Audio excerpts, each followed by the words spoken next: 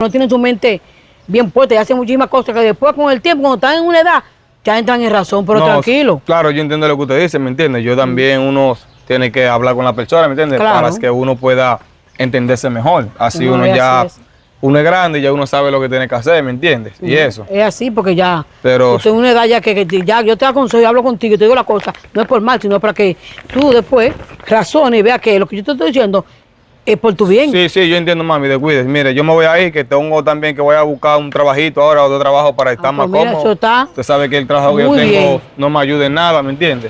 No, Entonces voy a buscar otro tranquilo. trabajito para estar más cómodo. No, está muy bien eso, que tú ya empieces a trabajar, empieces a tener tu pareja en tu casa, empiecen a vivir una vida y echen para adelante. ¿Está bien, mijo? Está bien, mami, se me cuido yo. Está bien, vete con Dios. Pero el hijo mío ya, tú sentó cabeza, tú de dónde que lo aconsejé y lo aconsejé.